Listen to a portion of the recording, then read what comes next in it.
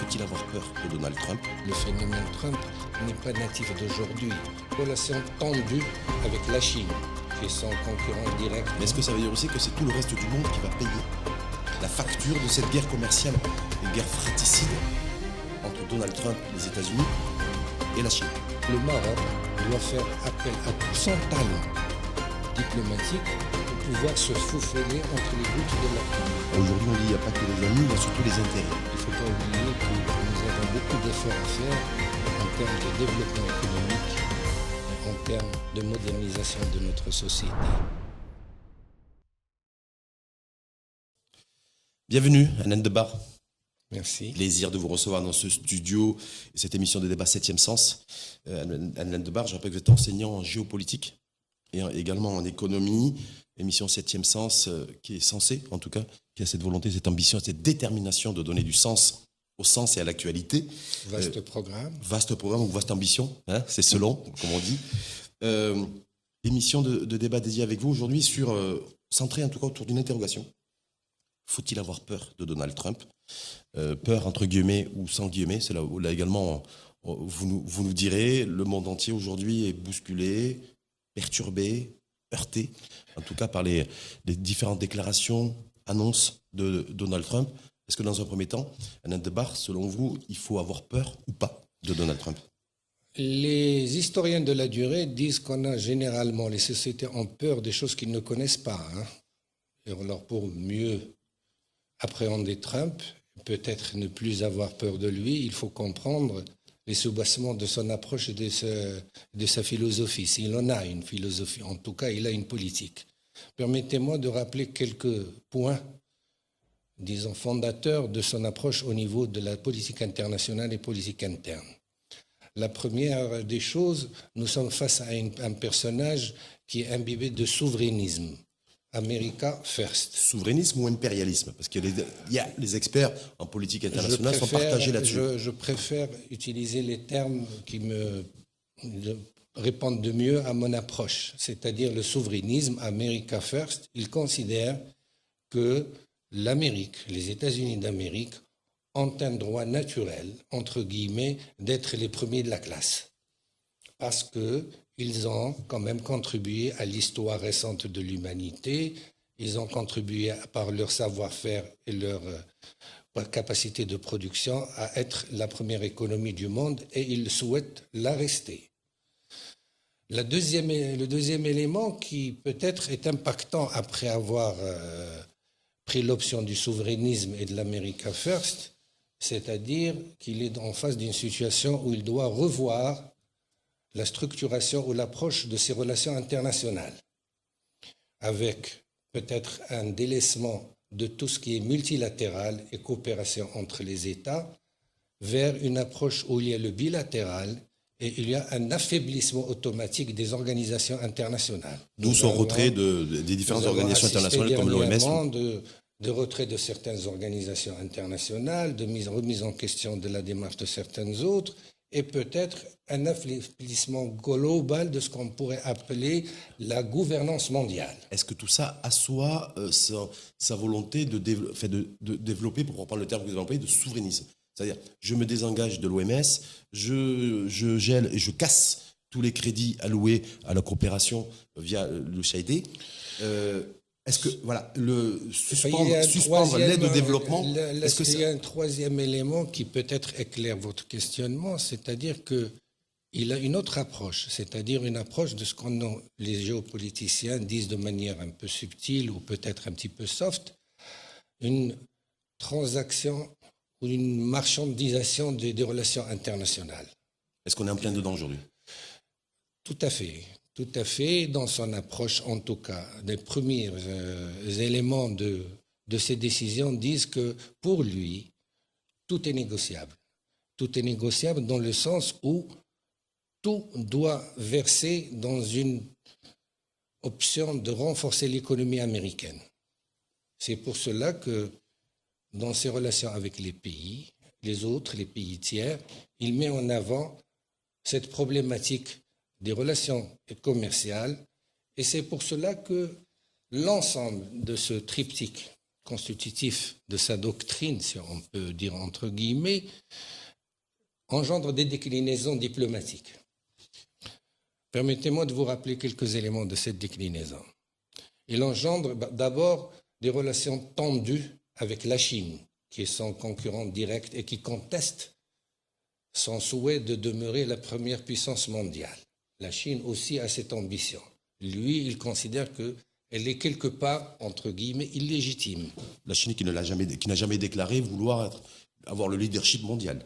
Pas le leadership, mais être la première économie, si en 2050. Elle l'avait déclaré en 2035, puis elle a décalé, mais elle travaille pour être la première économie. Si Trump n'avait pas créé et avant lui, parce que le phénomène Trump n'est pas natif d'aujourd'hui, il a commencé avec Obama, qui est un démocrate, Obama avait théorisé une approche diplomatique nouvelle qui s'appelle la doctrine du pivot et qui disait que de toute façon, les États-Unis d'Amérique doivent délaisser l'Europe parce que ce n'est pas, disons, un partenaire important économiquement et d'avenir et aller vers le Pacifique. C'est la théorie du pivot. Sauf que lui, Obama disait qu'il fallait aller vers le Pacifique dans un état d'esprit de collaboration et de primauté des États-Unis économique. Le Pacifique, pourquoi? Parce que ça devient le centre du monde. Toujours les historiens de la durée disaient que maintenant, les relations commerciales dans le Pacifique, parce qu'il y a la Chine, la Californie, toute la côte ouest des États-Unis et d'autres pays, le Japon et d'autres, le Vietnam, etc., ça devient un centre commercial le plus important du monde. Une fois dit ça, sauf que l'approche de Trump, qui est toujours la théorie du pivot, c'est-à-dire l'approche pacifique, va dans le sens d'aller à la confrontation avec la Chine, l'affaiblir, dire qu'elle profite de l'économie américaine, première économie importatrice du monde, c'est très important à souligner, et qu'il fallait revoir les règles du jeu international. C'est la grande question. D'où ce terme aujourd'hui de guerre économique, de guerre commerciale qui est parfaitement visible et assumé. Mais est-ce que ça veut dire aussi que c'est tout le reste du monde qui va payer la facture de cette guerre commerciale et guerre fratricide entre Donald Trump, les États-Unis et la Chine? Parce qu'on voit bien aujourd'hui qu'il y a une fixation qui est faite par Donald Trump à l'égard de la Chine, même s'il y a d'autres sujets aujourd'hui qui sont sur la table et qui sont prioritaires pour lui. Oui. Donald Trump, au départ, avait une approche plutôt fixée sur la Chine, la théorie du pivot. Mais par la suite, il s'est rendu compte qu'au-delà de la Chine, il y avait l'Europe, parce que c'est un élément aussi, et que d'autres puissances économiques devaient être prises en considération s'il voulait, lui, construire une économie forte, c'est son ambition, et pouvoir rapatrier un certain nombre d'activités et de production pour créer le maximum d'emplois aux États-Unis et faire en sorte que ces États-Unis puissent devenir une économie encore plus forte. D'où le protectionnisme qui est appliqué non pas uniquement vis-à-vis de la Chine, mais vis-à-vis aussi d'autres pays et même ses voisins immédiats auxquels il est lié. Le Canada ou le Mexique. Il est lié avec des accords de libre-échange. Justement, ces accords de libre-échange, c'est important et intéressant que vous parliez de ça parce que nous, le Maroc, on est aussi lié par un accord de libre-échange depuis 2006, si ma mémoire. 2004, mais effectif. Appliqué en 2006. Appliqué en 2006. Est-ce que là-dessus, on doit considérer que Donald Trump fait fi de tous des accords effectivement, de libre-écéchange signés? Il y a une inquiétude. C'est-à-dire que nous, on était dans une situation, enfin nous, les analystes, dans une optique de dire, bon, il y a une sécurité internationale, il y a des accords, il y a des lois qui sont respectées. Apparemment, Donald Trump et son équipe, il a été quand même élu avec 65 millions de voix.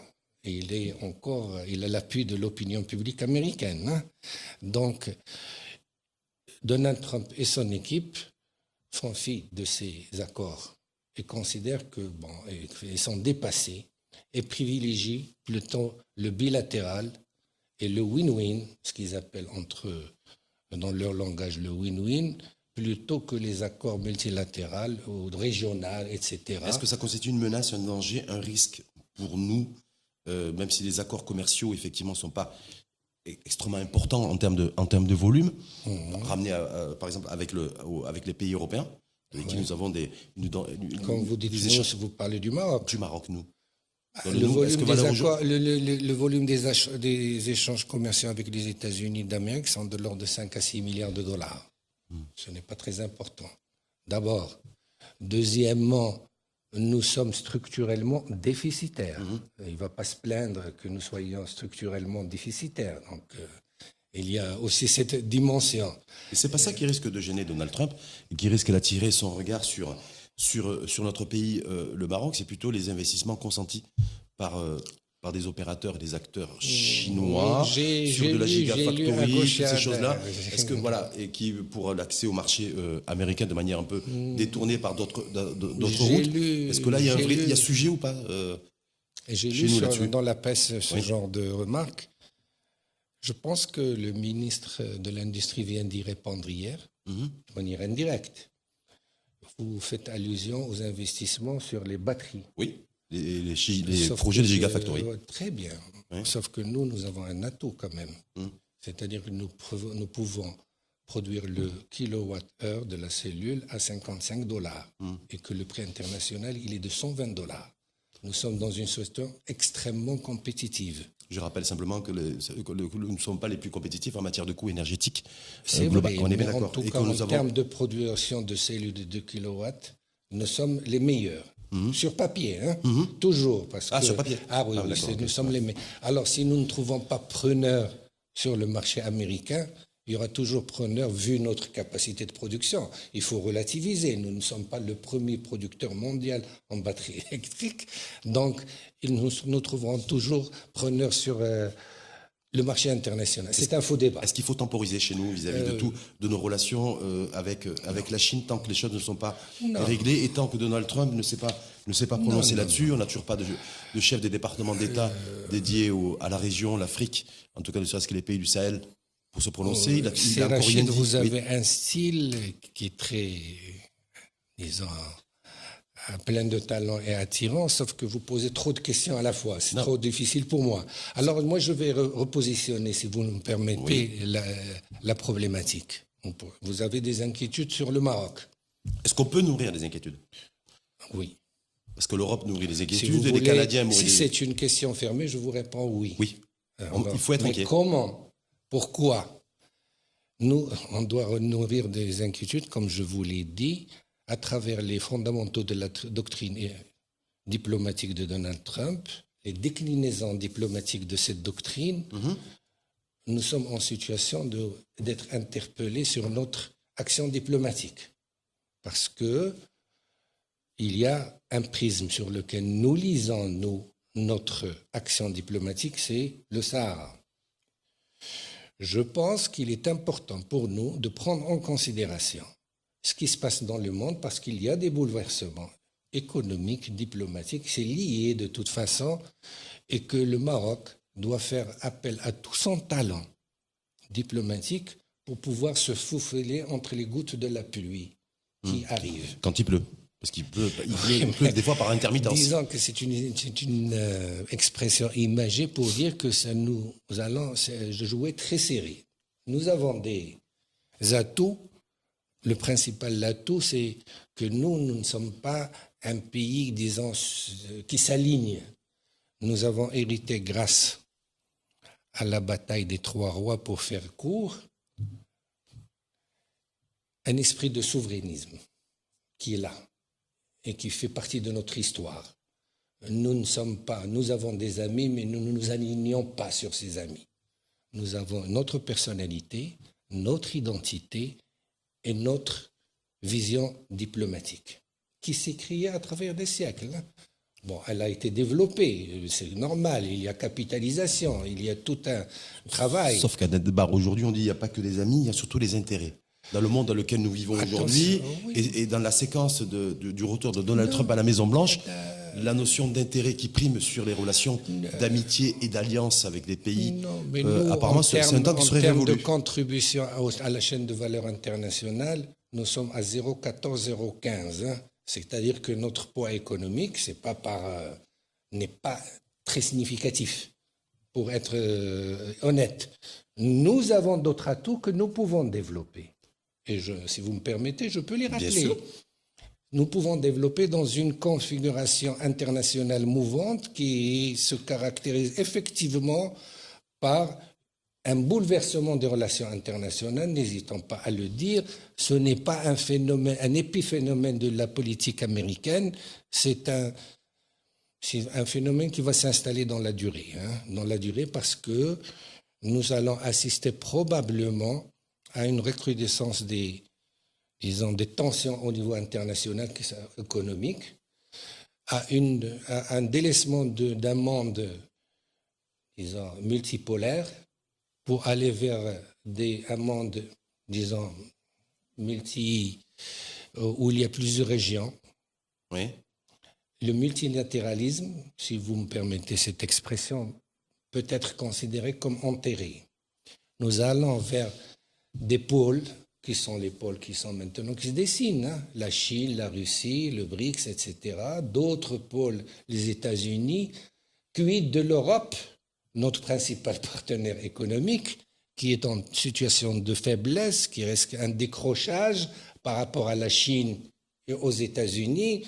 Tout ça, c'est des questionnements à poser au Maroc. Bon. Que peut le Maroc faire dans une situation où il n'a pas, disons, un poids économique impactant au niveau international? Il a d'autres atouts à faire jouer. Je citerai 3 ou 4. Oui. Il a une situation assez spécifique en Afrique. Il peut jouer sur cette carte. C'est une puissance régionale. Il y a un soft power religieux. Il y a des amitiés au niveau du Sahel et de l'Afrique de l'Ouest. Il y a aussi des investissements importants du Maroc. Le Maroc peut être considéré comme un des pays qui peuvent être une carte importante à jouer pour les États-Unis, sans vouloir être en Afrique. Il est considéré par l'ensemble des analystes comme faisant partie de 4 pays qui vont compter pour Trump si tout va bien.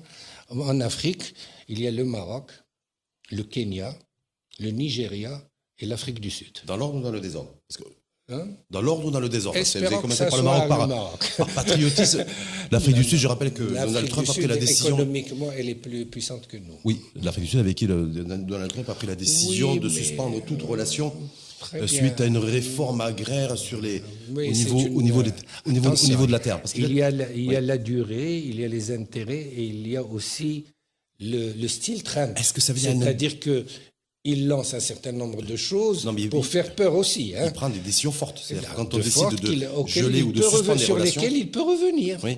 Sur lesquelles il peut revenir si ce pays, comme il a dit que Gaza allait vivre l'enfer, avec l'ultimatum. Parce que le Hamas a décidé de concéder. Ça paye, ça peut payer. Donc on est sur rapport de force. Quand vous dites voilà les atouts du Maroc sur l'Afrique, quand on voit sur l'Afrique, il n'y a pas que ça. Le Maroc a d'autres atouts à faire valoir.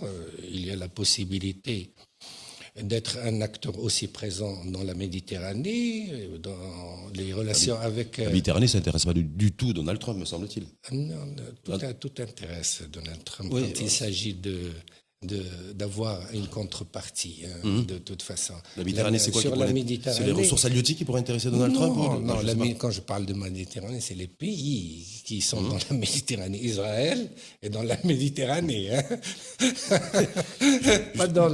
Mais comme je l'ai dit, le Maroc, grâce à sa souveraineté, sa capacité à multiplier les amitiés en toute sérénité, tout en étant, il faut le dire, et là, il y a un message à faire passer aux Marocains.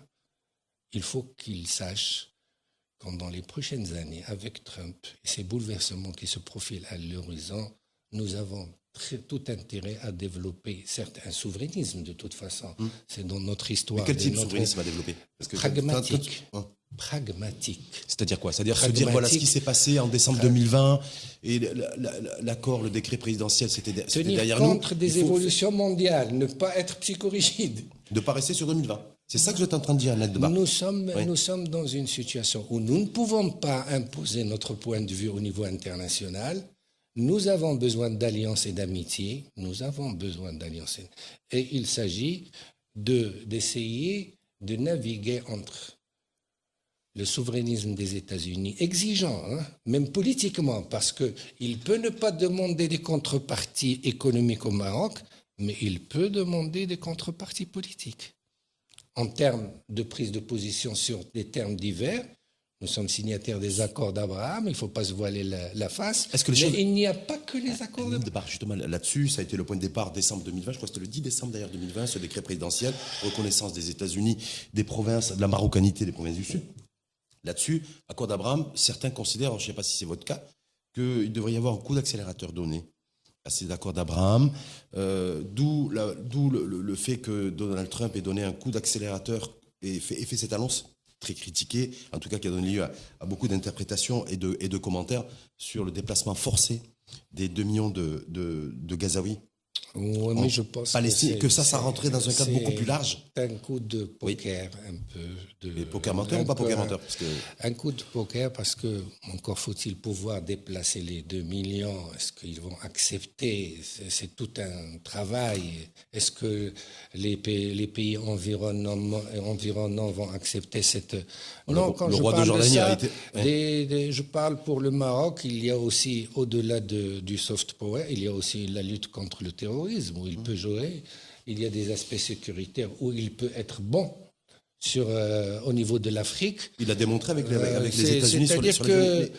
Mais aussi, ça n'empêche que là, d'où le pragmatisme, que nous devons sauvegarder intactes nos relations avec la Chine, d'autres pays, la Russie, et essayer de voir comment négocier notre relation future avec l'Europe qui devient le continent quelque part malade de cette approche.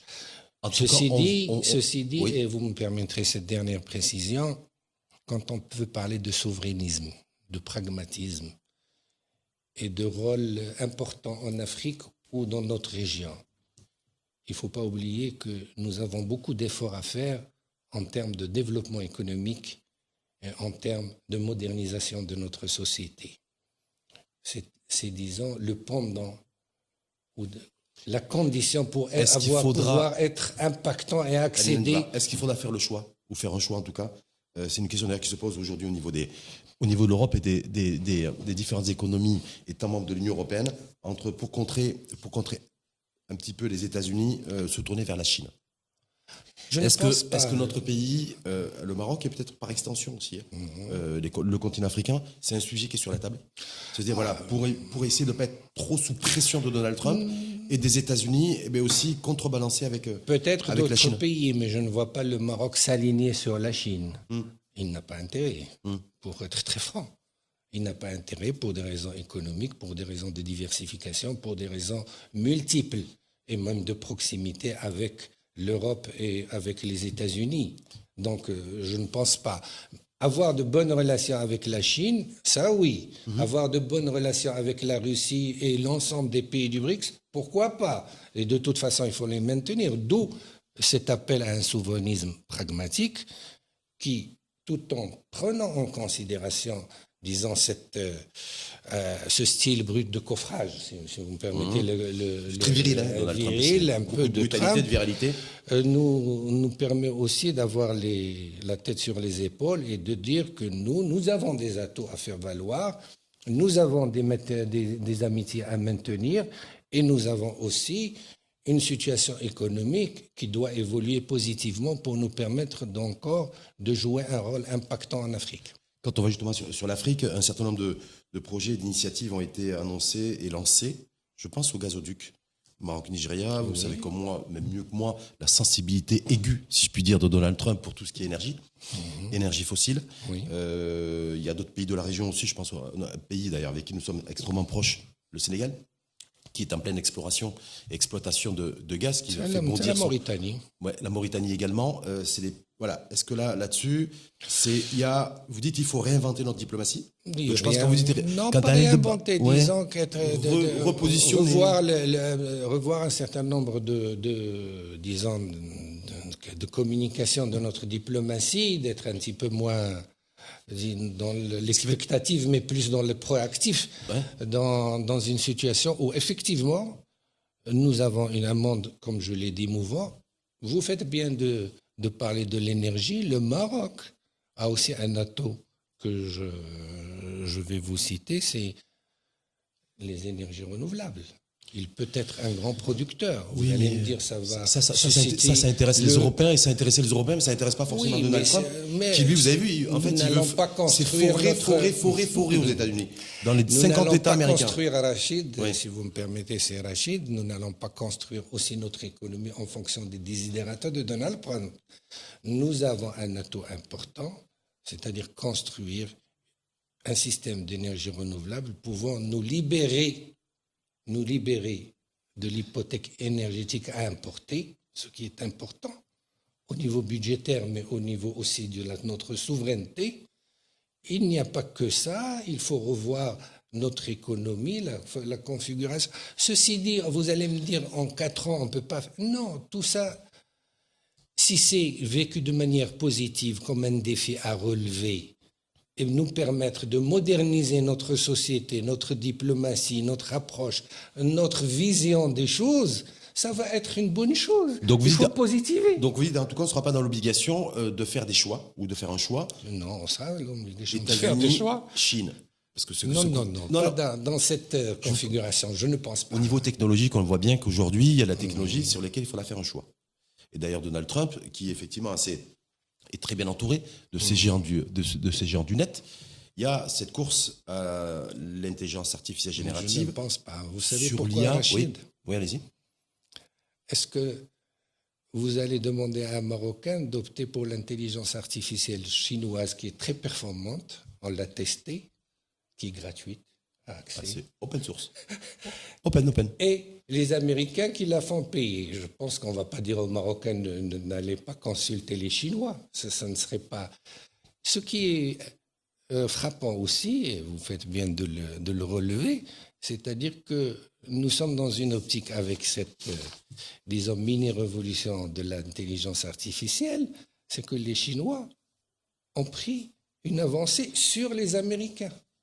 Là où les Américains étaient très bons, les Chinois sont devenus meilleurs. Certains diront il faut... Et c'est ce qui peut-être augmente la rage et le courroux des Américains. Il faut le dire. Hein. Ils ne le disent pas peut-être de manière déclarée, mais... Donald Trump l'a dit officiellement. Oui, disons qu'il faut aussi, et c'est une bonne chose pour l'humanité, que les Chinois puissent produire de l'intelligence, que l'intelligence soit à la portée de tout le monde. Et il faut, l'intelligence marocaine et le génie marocain, c'est de profiter de cette intelligence qui nous est permise et de travailler pour mieux construire notre pays. La question sur laquelle je m'attendais, vous, qui avez des intérêts et des préoccupations économiques, est-ce que l'économie américaine est capable de suivre Trump dans toute la politique et la stratégie de droits de douane de Donald Trump? Il n'y a pas que le droit de douane. Il a fait un tableau noir. Il a une vision d'ensemble, Donald Trump. Il est sûr de son coup. C'est un pari qu'il fait. Il dit qu'il a une vision d'ensemble, mais il y a quand même des lois économiques qui sont là. Vous avez dit tout à l'heure les accords de libre-échange. Il y a les accords de libre-échange qui vont produire certainement, en accroissant les droits de douane s'ils sont remis en question, une inflation au niveau du marché interne américain. Parce que automatiquement, quand on augmente les droits de douane, les prix des matières augmentent. Il y a une baisse des impôts qui va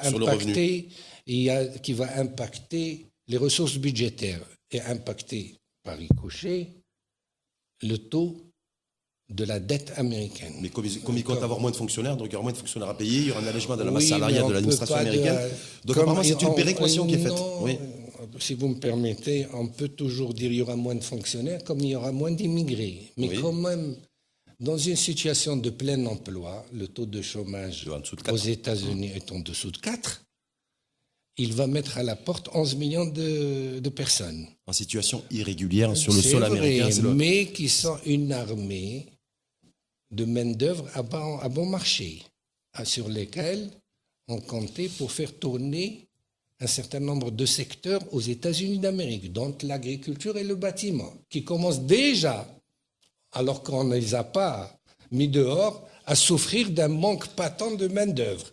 Donc, il y a quand même les règles de l'économie et il y a les desiderata de M. Trump. C'est-à-dire que le pari qu'est en train de faire Donald Trump, pour vous, Alain Débat, en matière de revoir, en tout cas de rééquilibrer, en fait, c'est une réciprocité au niveau des droits de douane. C'est ça qu'est en train de faire Donald Trump. Des fois, c'est présenté comme une figure d'épouvantail, mais il est en train de dire, voilà, c'est moi, un pays X qui m'impose 10% de droits de douane, ou 15, ou 20, ou 25%, mais moi aussi, je lui imposerai 10, ou 15, ou 20, ou 25% de manière égalitaire et Puisque réciproque. Vous m'avez parlé de l'Afrique. Oui.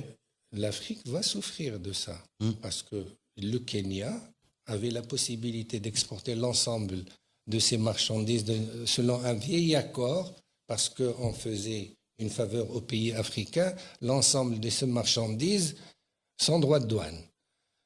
Si la réciprocité est là, le Kenya va souffrir et probablement, puisqu'il fait beaucoup d'exportations de textiles, de jeans normalement, de denim, si ma mémoire est bonne, et autres habillements, il va perdre autour de 150 000 emplois.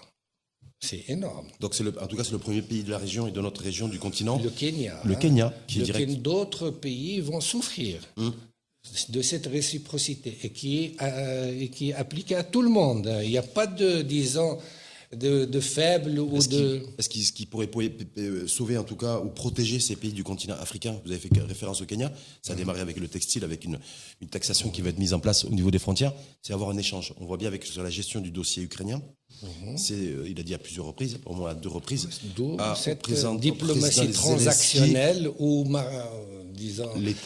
Il a demandé à l'Ukraine une contrepartie de son appui. Il leur a offert, je crois, les terres rares ou quelque chose. Des terres rares. On sait très bien, et vous le savez mieux que moi, que le continent africain regorge de ressources naturelles, de terres rares aussi, de minerais, de cuivre, de fer. Est-ce qu'on pourrait se retrouver, ça sera ma dernière interrogation, de barre sur effectivement une gestion transactionnelle au niveau du continent africain, 54 pays, voilà, entre les pays comme le Sénégal qui a du gaz, le Ghana qui a de l'or, diamant, voilà. La Côte d'Ivoire qui a du cacao et de la fève de cacao, se dire voilà, je mets pas en place de barrières de fixation douanière aux frontières. Par contre, si vous voulez continuer il faut me laisser aussi, il faut me donner ma part du gâteau et avoir la main sur une partie de ces ressources naturelles au niveau des sous-sols africains.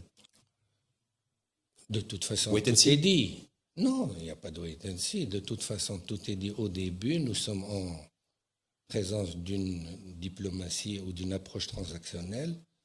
Il est évident que l'Afrique, on ne va pas lui demander d'exporter des produits finis à haute valeur ajoutée. On va lui prendre la matière première, ce qui n'est pas le plus valorisant.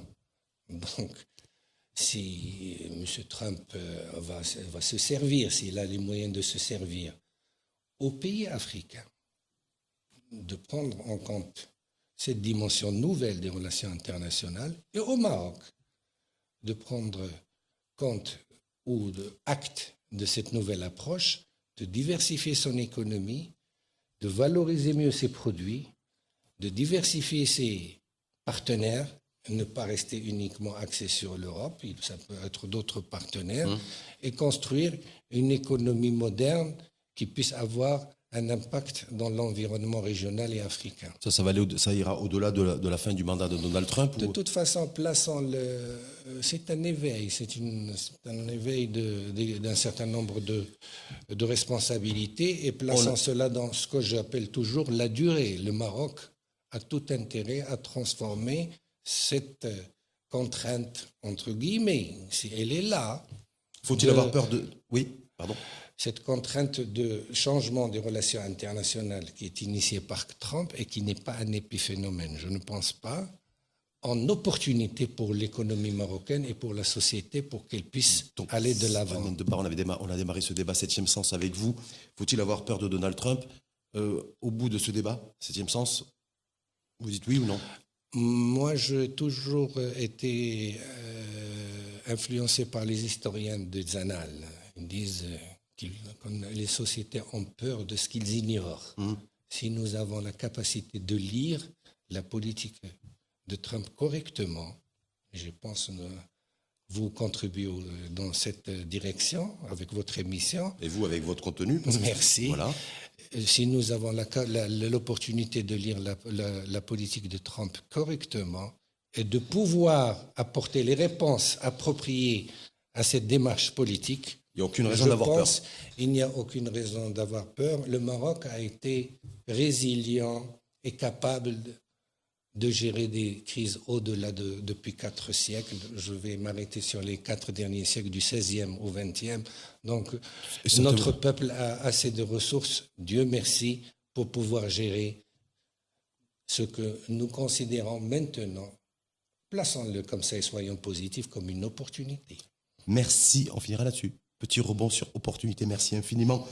Hanan Debar, enseignant en géopolitique et en économie, d'avoir contribué à donner encore plus de sens à la méthode, à la philosophie, parce qu'il y a quand même une philosophie politique aussi, de Donald Trump, nouveau locataire de la Maison-Blanche, qui est revenu à la Maison-Blanche ces dernières semaines, et puis on voit que c'est au galop, donc c'est très rythmé, tel un cow-boy sur son cheval. Voilà, donc il va falloir s'y atteler. Vous avez dit effectivement faire preuve de pragmatisme en matière de souveraineté et d'anticipation, d'être beaucoup plus proactif. Un souverainisme pragmatique. Pragmatique et d'un sens de l'anticipation beaucoup plus aigu et beaucoup plus intense au niveau diplomatique. C'est ça aussi, avec beaucoup plus de flexibilité, d'agilité, pour plus d'efficacité. Merci à vous, Merci. Et à très bientôt. Merci. 7e Sens, à suivre sur la chaîne l'ODJ TV et à réécouter sur R212, la web radio des Marocains du monde.